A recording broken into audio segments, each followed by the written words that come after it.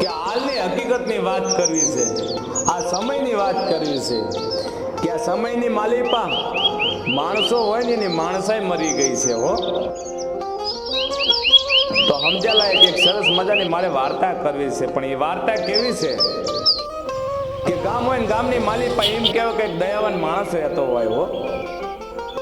અને માણસ છે ને પોતાના ખેતરની માલિપા કાળી મજૂરી કરી અને પોતાના ઘરનું એમ કહેવાય કે ગુજરાન ચલાવતો હોય હો. કે એક દાડાની વાત છે, પોતાના ખેતરની માલિપા કામ કરતો હોય અને કોઈ ભાઈ આવ્યા એને સમાચાર આપે કે ભાઈ આ બાજુનું ગામ છે ને ત્યાં કોઈ તારા સગા સંબંધી છે હો. એમાં બે ભાઈ હતા, એમાં એમ કહેવાય કે મોટો ભાઈ દેવલોક પામ્યો છે, આ દુનિયાની માલિપા રહ્યો નથી હો. અને આટલા સમાચાર આપે એટલે એમ કહેવાય કે દયાવાન માણસ હોય ને એ દુઃખી થઈ જાય અને આયકારો નાખી જાય અને કહેવા લાગે શું થયું હશે.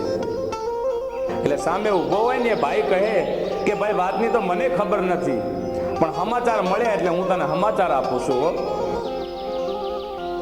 એટલે આટલી વાત સાંભળી અને સારું કહી ખેતરનું કામ મૂકી અને પોતાના ઘર તરફ હાલી નીકળ્યો હો. પોતાના ઘરની માલિપા જઈ ખભા ઉપર ધોળો કેહ નાખી અને પગની માલિપા મોજડી પહેરી અને ઉતાવળા પગે એમ કહેવાય કે બાજુના ગામ તરફ હાલી નીકળ્યો. બરોબર પોતાનું ગામ એમ કહેવાય હાલ્યું જાય અને વેરન વગડો આવે અને વગડાની માલિપા એમ કહેવાય કે એને રડવાનો અવાજ આવે છે. જોજો કેવી વાત બને છે હો કે વગડાની માલિપા એમ કહેવાય કોઈ દેખાતું નથી અને ભાઈને એમ કહેવાય કે રડવાનો અવાજ આવે છે હો. કોઈ બહુ દુઃખમાં હોય રડતું હોય એવો અવાજ આવે છે. ફરતી કોરા નજર કરે છે પણ કોઈ દેખાતું નથી. ઉભો ઉભો વિચાર કરે છે, કોઈ દેખાતું નથી. રડવાનો અવાજ નજીકથી આવે છે અને પછી થોડીક વાર રહીને અવાજ આવે છે કે ભાઈ થોડુંક પાછું ફરીને જો. અને જ્યારે પાછું વળીને જોવે છે ને ત્યારે એમ કહેવાય કે વગડાની માલિપા ઝાડ રોતું હોય છે હો. ઝાડને રોતું જોઈ અને ભાઈ વિચારમાં પડી જાય છે કે મારું આટલું જીવન જયું પણ ક્યારે ઝાડને રડતા ના જોયું, ઝાડને બોલતા ના જોયું હો. એટલે ઝાડને રડતા જોઈ અને ભાઈએ પૂછ્યું કે તું કેમ રડે છે? અને ત્યારે ઝાડે રડતા રડતા જવાબ આપ્યો કે ભાઈ તું મને બચાવી લે, હમણાં થોડી વાર થશે ને કઠિયારો આવશે હો અને મને કાપી નાખશે. એટલે ભાઈ તું મને બચાવી લે, આ મારો કુટુંબ કબીલો છે ને, આ મારો પરિવાર છે, એનાથી મારે દૂર નથી જવું હો. ભાઈ તું મને બચાવી લે. ઝાડે આટલી વાત કરી એટલે દયાવાન માણસે કહ્યું કે મુંજાઈશ નહીં, ભલે મારે થોડુંક મોડું થાય પણ કઠિયારો આવે ને તો હું તને કાપવા નહીં દઉં. બસ એટલી વાત કરી એટલે એમ કહેવાય કે ઝાડ રડતું હોય સાનું રહી જાય. પછી થોડીક વાર પછી એમ કહેવાય કે ઝાડે પૂછ્યું કે ભાઈ આ ખભા ઉપર ધોળો ખેહ નાખી પગની માલિપા મોજડી પહેરીને તું ક્યાં જાય છે?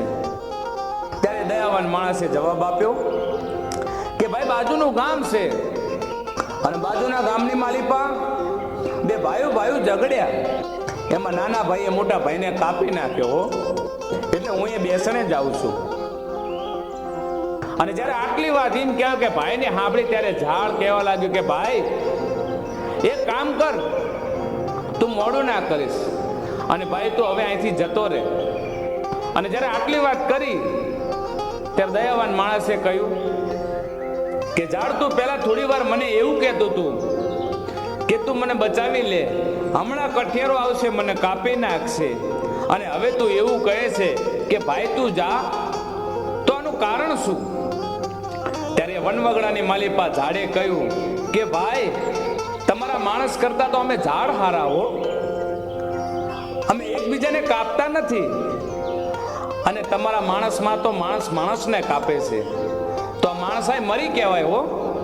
એટલે ભાઈ હવે કઠિયારો આવે મને કાપી નાખે ને તો મને કોઈ વાતનું દુઃખ નથી હો, હું હસતા હસતા કપાઈ જઈશ.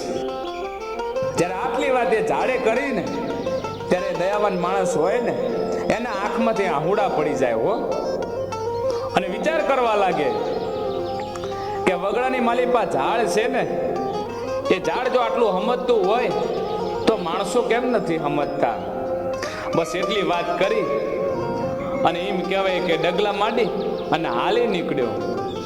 તો વાર્તા કઈ એટલું કેવું છે કે જગતની માલિપા પોતાના એ પોતાના હો, પોતાનાને સમજો, દૂર ના કરશો.